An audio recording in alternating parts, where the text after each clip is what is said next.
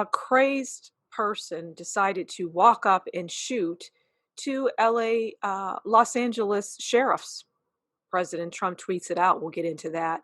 An Oregon fisherman believes he may have caught the alleged arson. I mean, we're going to show you the video and you decide. Is the media playing gotcha games with President Trump? I would say, of course they are. That's what they do, and that's what they do best. And lastly, we're going to look at a poll that talks about the popularity or unpopularity of President Trump. He's popular with me. I'll say that much. So, yeah, welcome back to the Daily Facts. Let's get right into it. So, President Trump tweeted this video. It's LA County Sheriff's Department. It says, update, the gunman walked up on the deputies and opened fire without warning or provocation. I mean, is this what this world is coming to? I mean, you're just going to roll up on two people just sitting in their car? Two sheriffs, not just anybody, two sheriffs sitting in their car. Let's see how bold this person is. Let's take a look. Oh my gosh.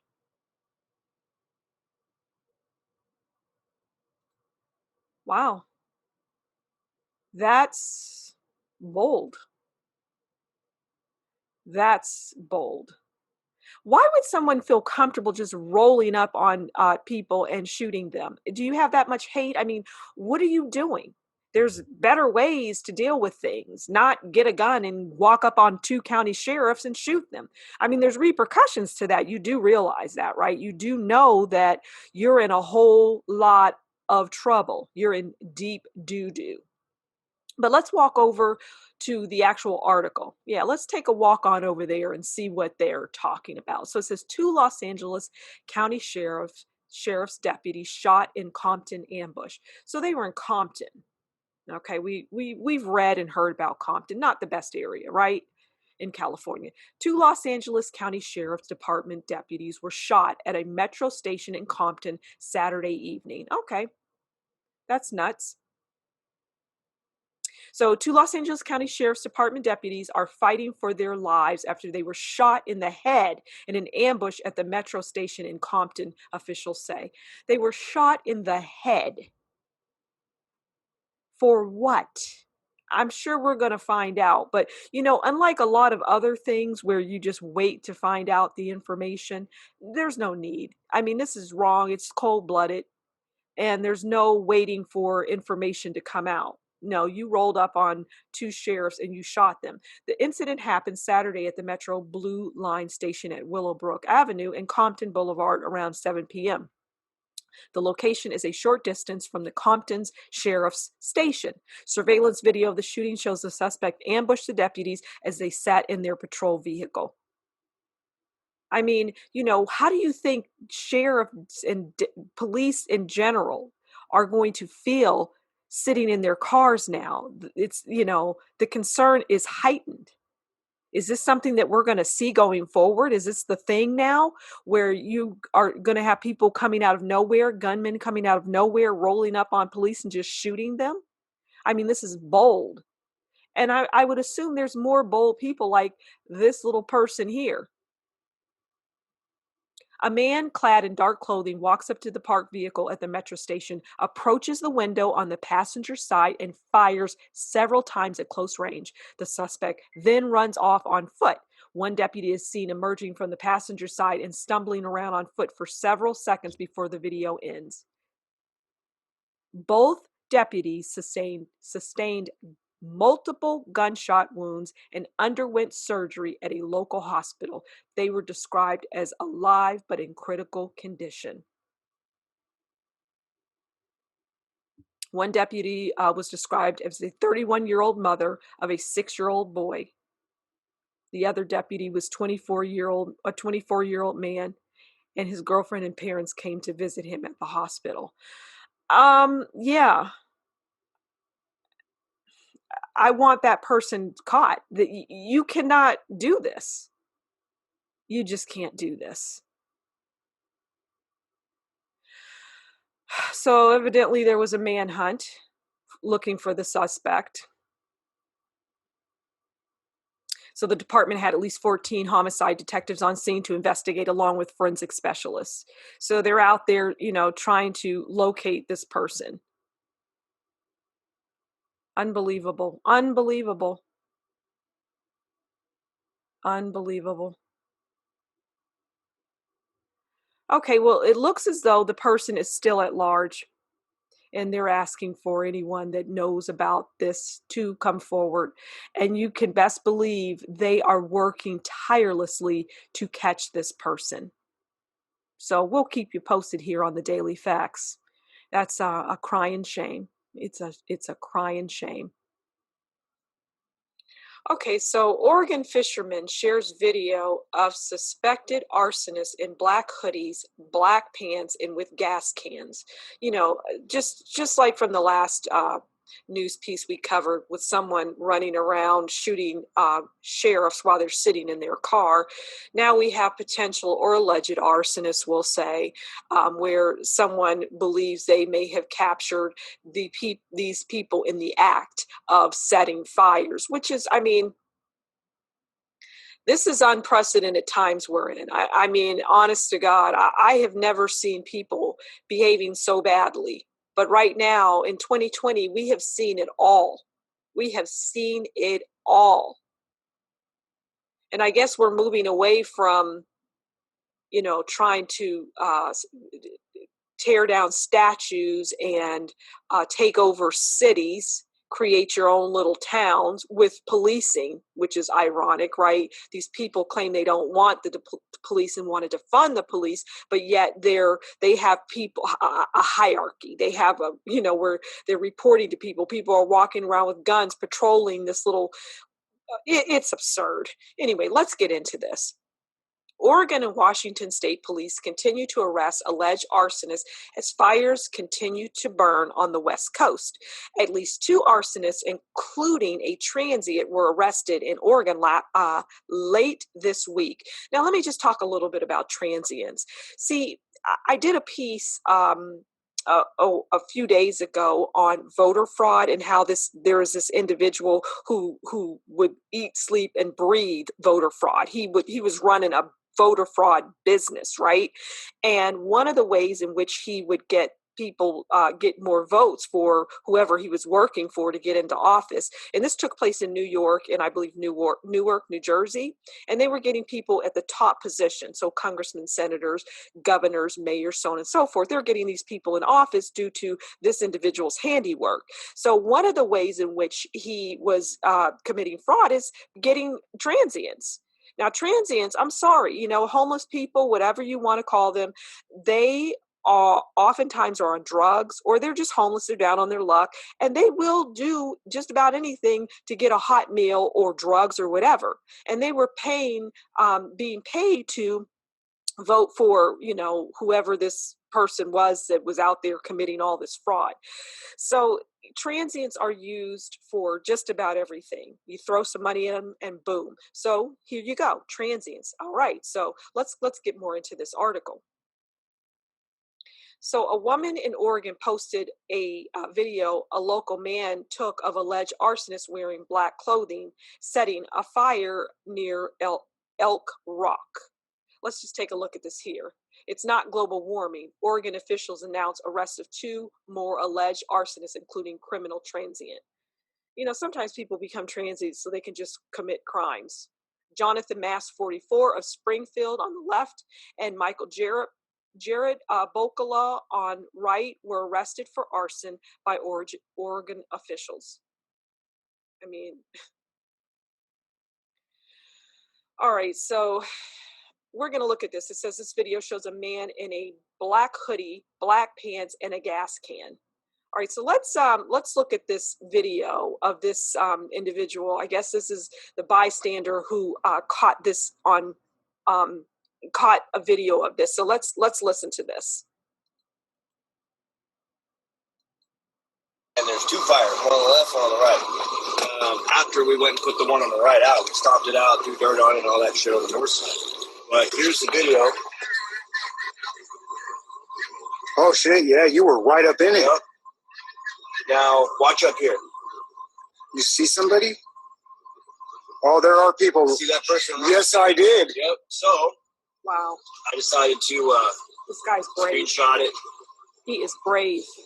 That's a person right there with like a torch or a aerosol can or something in their hands.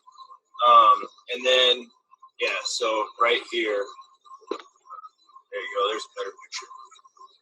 Oh, Black yeah. hood, black hoodie, black pants, gas can, torch. Wow. Mm. Yep. So there's only one way off, right? Yeah, this trail. Hopefully. Wow. That's all I can say is wow. So, yeah, people are out there, allegedly, apparently, in my opinion, it looks like that's exactly what's happening. They're setting fires.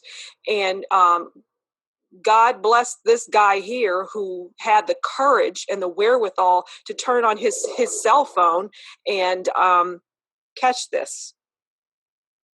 God bless him. Cell phones are amazing, right? They can capture all sorts of things.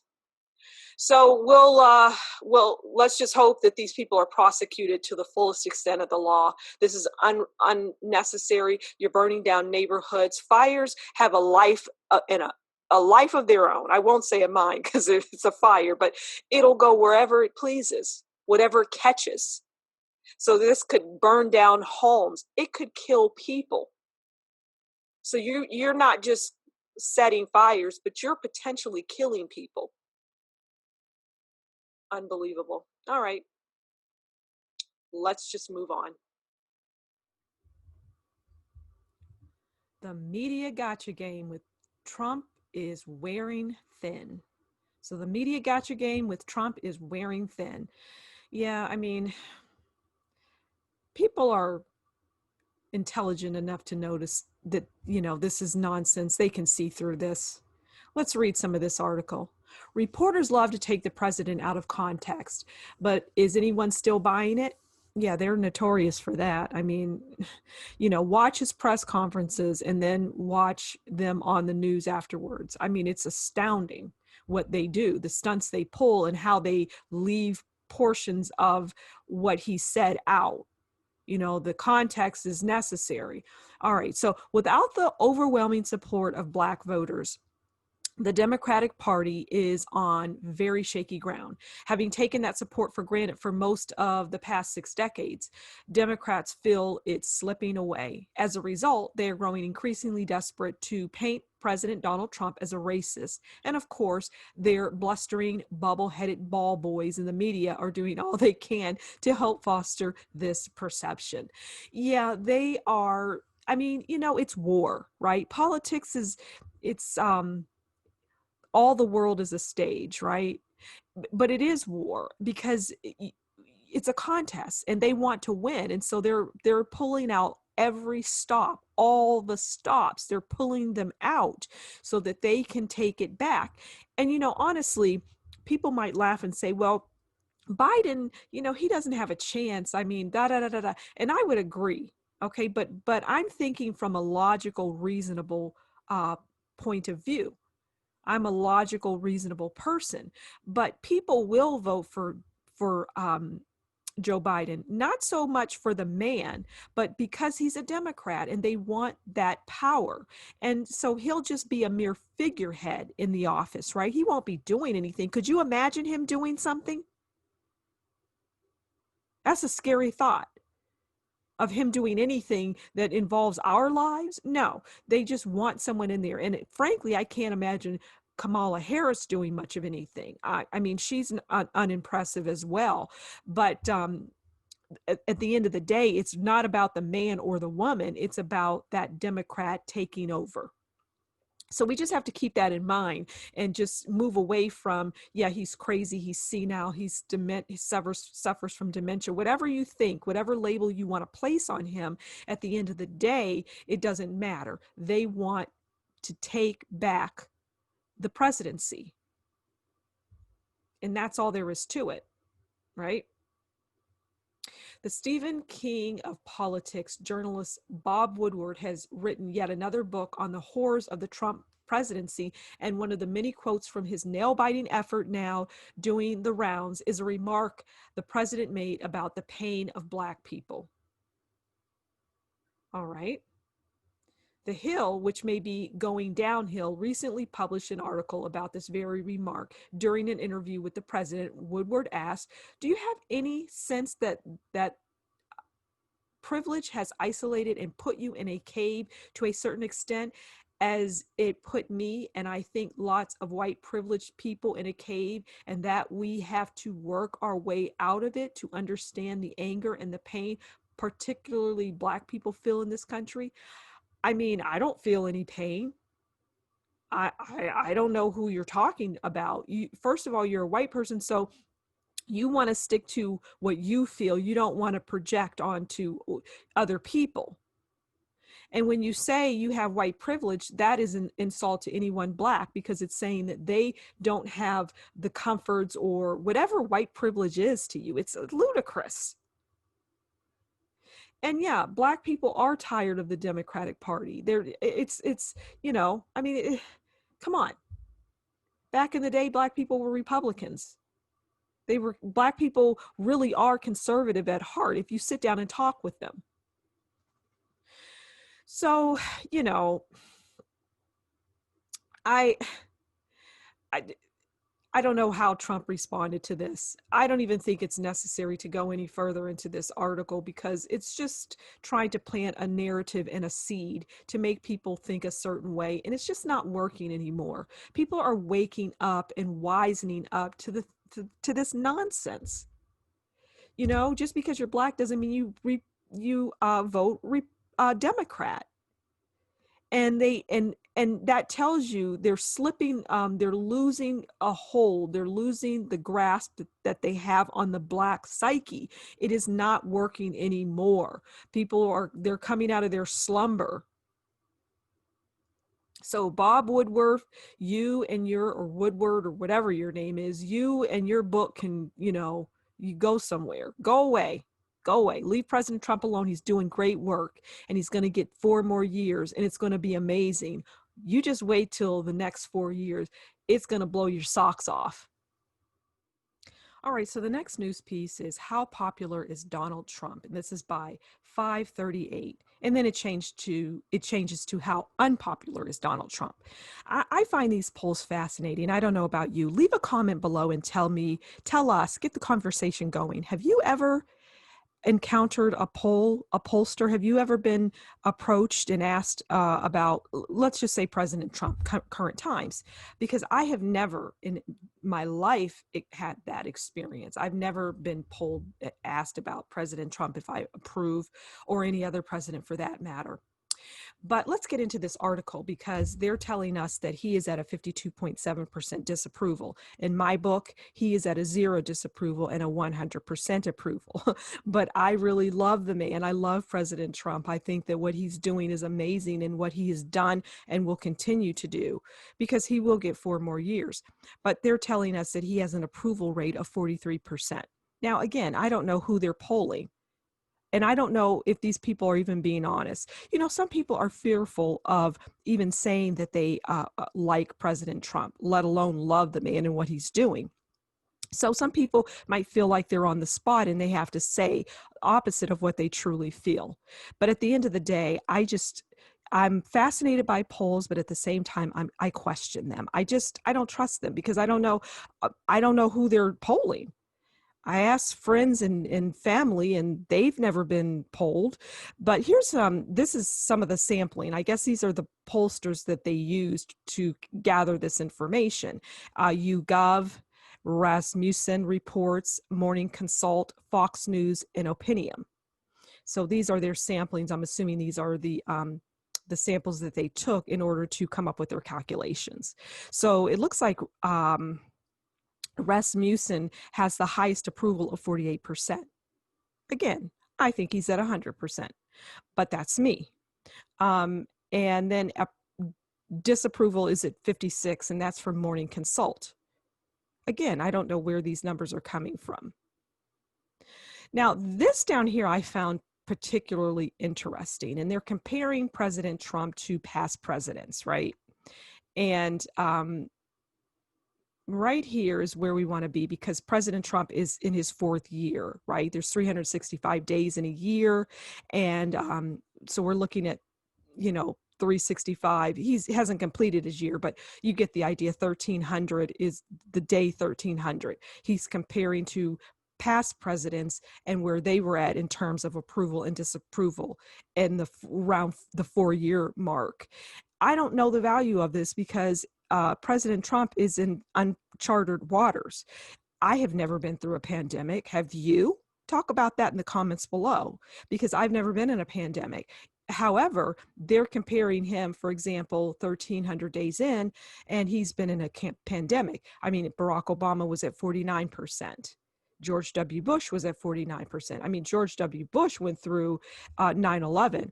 I don't know what his approval rating was the day after 9/11, but it could not have been that favorable.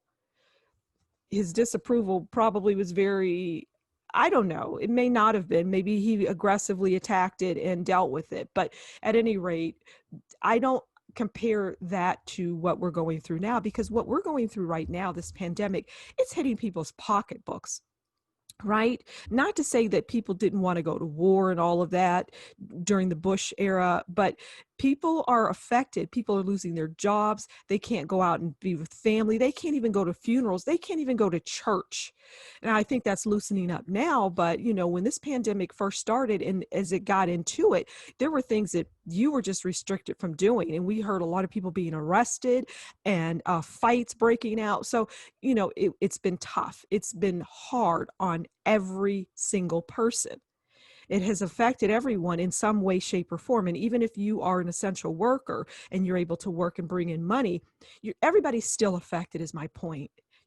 Maybe you think you're not, but your neighbor is, and you talk to them, or your family, your daughter, or your son. Somehow it's affecting you adversely. But at any rate, I just look at these numbers, and I mean, Richard Nixon was at 62%. I mean, he eventually left office, right? He disgraced himself, according to every news article that you read, even though I've never dealt into the Nixon case, so I don't really have an opinion on it. But he was at 62.7. So I don't know. Again, these numbers are interesting, and I don't know how they add any value or tell us anything. And again, I don't even know where these numbers come from. But like I said in the intro, I just find polls fascinating. I just do. All right, well, that's it for today. Thank you for stopping by the Daily Facts. Do like, share, subscribe, and leave a comment below. We'll talk again soon. Bye.